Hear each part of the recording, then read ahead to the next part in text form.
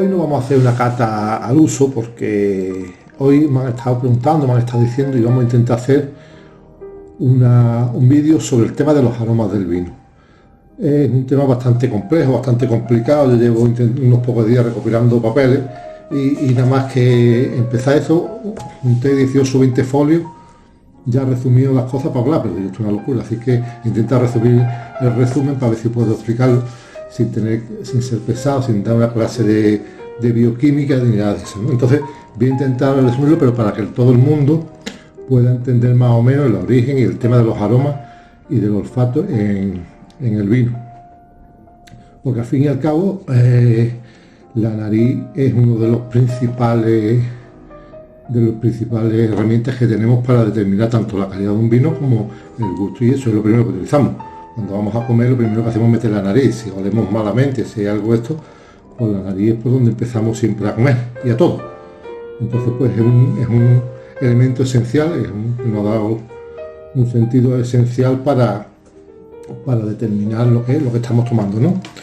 Por eso, ¿no? Pues al final tenemos en la nariz una serie de células olfativas que la tenemos aquí arriba, en la petitoria, en la parte alta de la nariz, y cuando respiramos eso pues lo vamos oliendo, y eso es lo que nos determina pues eso, las cosas. Ahora, ¿de dónde vienen los aromas?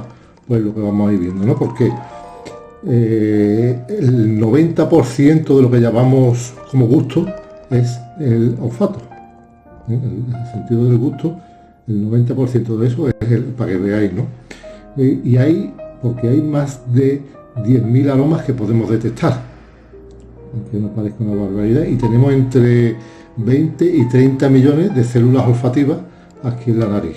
¿Cómo funciona? Pues muy fácil, todo el mundo sabe, ¿no? Respiramos, ¿verdad? Pues cuando pasa para arriba, olemos. Pero hay otro que es lo llaman ahora el retrogusto, pero bueno, es el regusto, siempre has dicho el regusto, tiene un regusto. Ese regusto no es nada más que el aroma de boca, los olores de boca, o el retrogusto, eso. Y es que cuando nos echamos algo a la boca, primero lo olemos desde fuera hacia adentro. Pero cuando nos metemos algo en la boca y la nariz están conectadas. Entonces estos aromas se van calentando, se van eso, y volvemos a respirar. Y echamos el aire por la nariz, entonces estos aromas entran para acá y vuelven a salir, ¿no?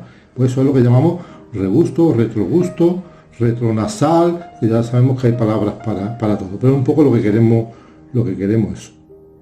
Y además en el tema del mundo del vino, y en otros muchos, pero esto al final es genérico para todo, pues son aromas, y esto en todos los temas. Cuando hablamos, sobre todo en el mundo del vino, cuando hablamos de aromas es positivo, y cuando hablamos de olores lleva connotaciones negativas. Siempre decimos que tiene aroma a café, aroma a fruta, aroma a azahar, y huele a podrido, huele a hongo, huele a moho, huele a... Por eso los olores tienen connotaciones negativas y los aromas connotaciones positivas.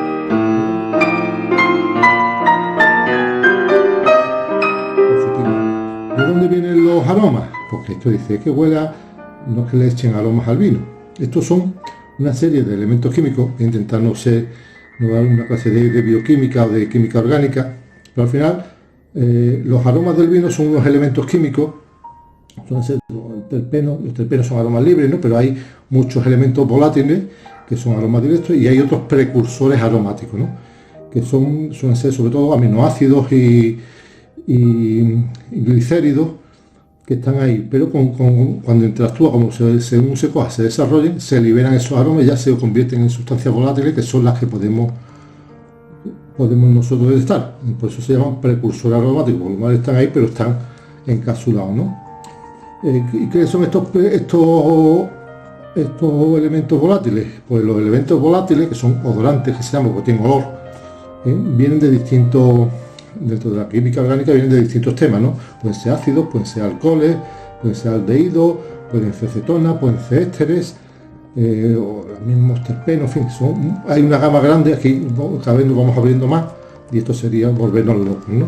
Y estos elementos pues tienen una serie de nombres pues muy sencillitos, ¿no?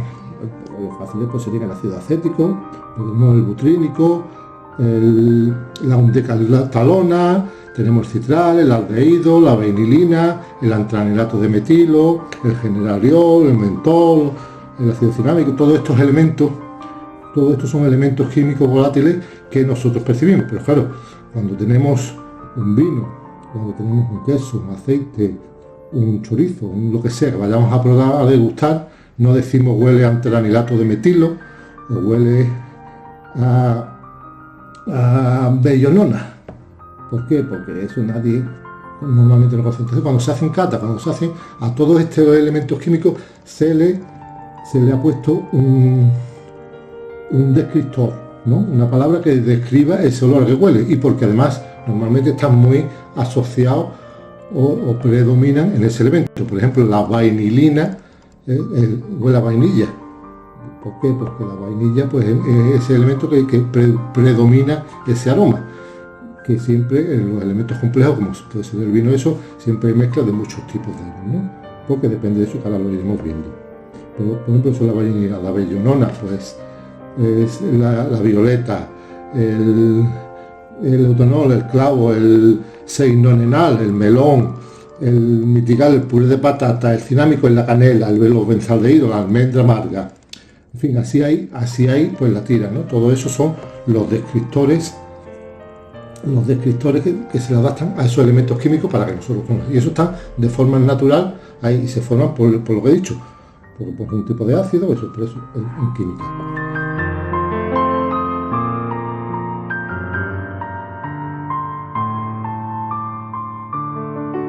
En el mundo del vino, bueno, pues en el mundo del vino, ya para ir centrándonos, en el mundo del vino, los aromas se hacen en grupos, ¿no? Se intentan siempre clasificar y se clasifican en grupos, ¿no?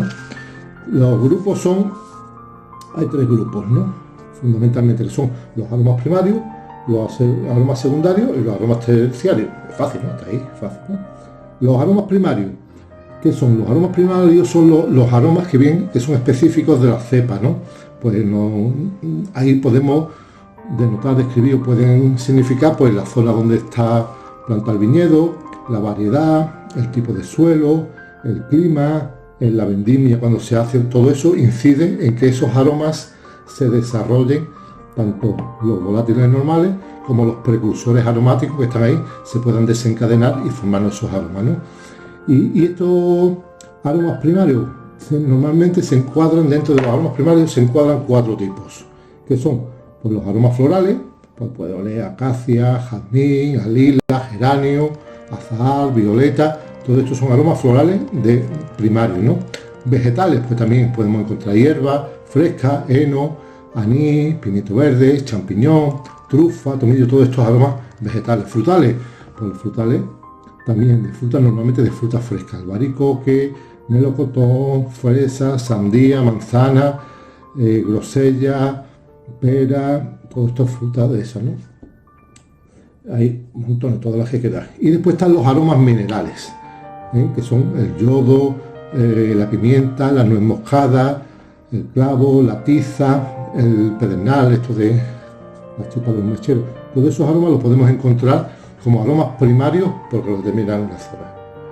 ¿Vale? Estos son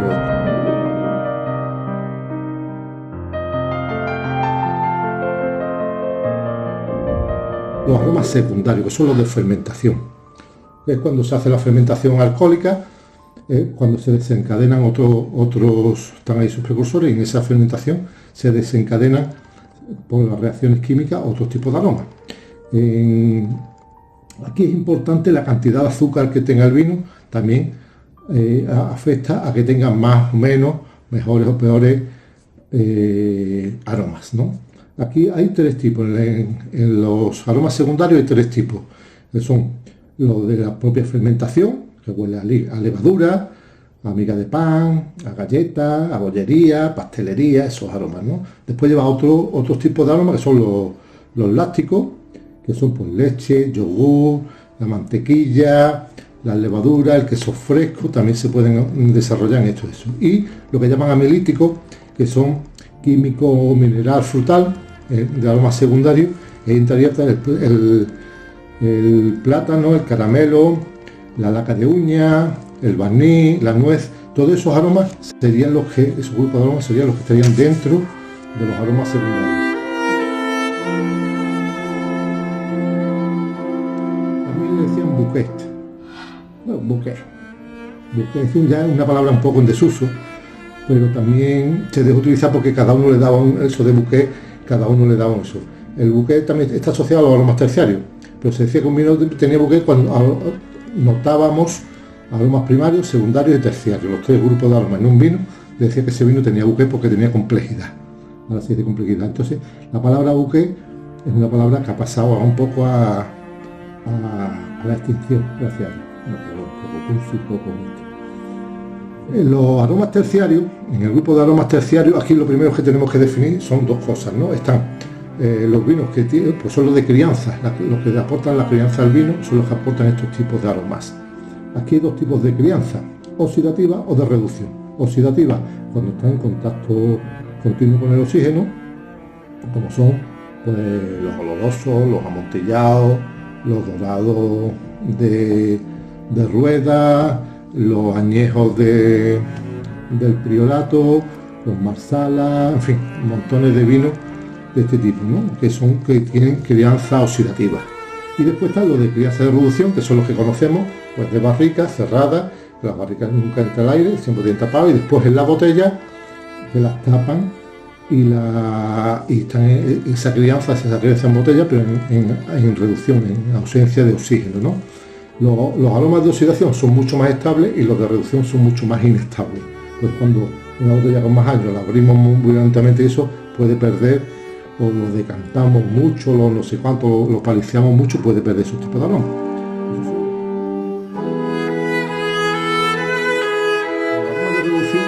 Si hay 5 tipos más o menos, 5 grupos, que son los tipos de aromas que encontramos. Los florales, pero aquí ya encontramos flores secas, como la manzanilla, el brezo, el sotobosque, esos son los aromas florales, vegetales, ¿no? Frutal, también aromas frutales, en serie de grupos que son avellanas, nuez, los orejones, las pasas, la compota, las aceitunas negras. De confitería, pues miel, el praliné, el coco, el chocolate, el caramelo, esos son los de confitería. Había otros, los balsámicos, pues los balsámicos, cedro, roble, incienso, regalí, el pino, el tabaco, el eucalipto, esos serían los balsámicos, y los empireumáticos que se llaman, que es el cacao, la tinta china, el cuero, las almendras tostadas, la carne, el café, el hollín, el humo, todo eso serían los aromas empireumáticos. Esos son los 3 grupos de aromas fundamentales que se detectan en el vino.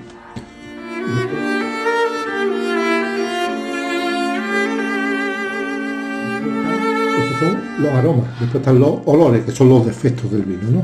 Ahí sí, normalmente vienen de 4 o de 5 motivos, fundamentalmente, pues por la vendimia, porque se coja mal o ya se coja dañar, por el azufre, puede dar aromas de cebolla, aromas de coliflor, de azufre, ¿no? El sulfito de huevo podrido, que es el sulfídrico, el de oxígeno, el avinagrado, que es el ácido acético, de pegamento, que es el acetato de etilo, el jabón, el ácido azomónico, en fin, esos problemas, ¿no? Los hongos también, si tiene corcho, que es un problema de hongo, que es el tricloroanisol, o el moho hongo terroso, que es el etilfenicol, en fin, todos esos defectos, o los fenoles a caballo, y después también hay infecciones bacterianas, como son las bretanomices y demás, ¿no? No quiero entrar. Esos son los aromas que eso cómo se detecta, pues fundamentalmente oliendo y oliendo. Pues eso es para que conozcan un poco todo.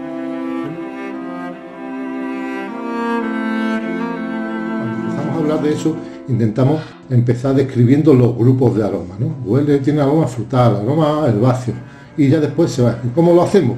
Pues hay muchas maneras, ¿no? Esto es entrenamiento.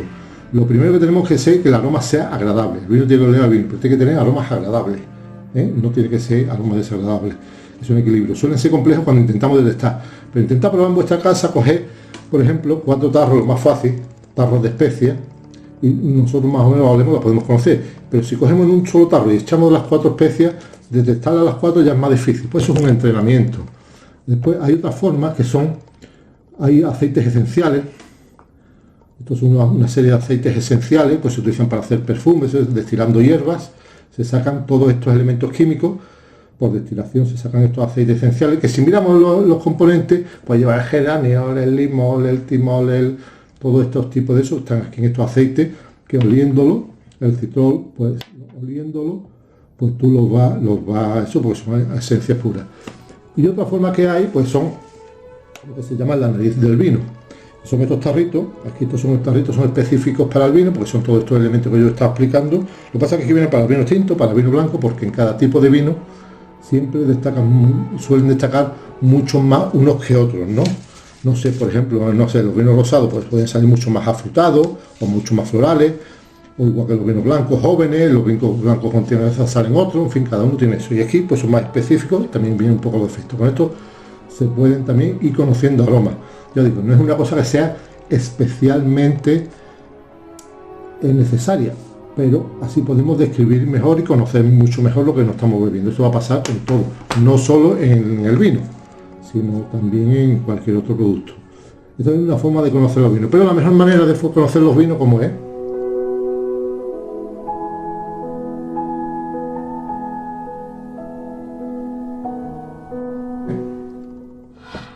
Llegamos a lo bueno con el vino. Tenemos que olerlo. Normalmente, cuando vamos a olerlo, pues siempre se coge por el talle porque si se caliente eso, ¿no? Se huele a copa parada, después se agita un poco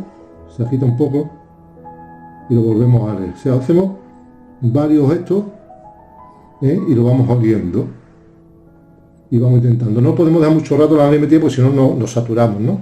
Y después cuando se prueba,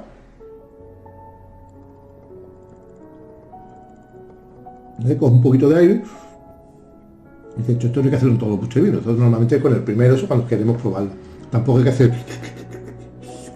No. Hay que coger un poquito de aire y lo pasemos suficiente, porque hay muchas más cosas a valorar, ¿no? No solo esto, pero mucho bueno está.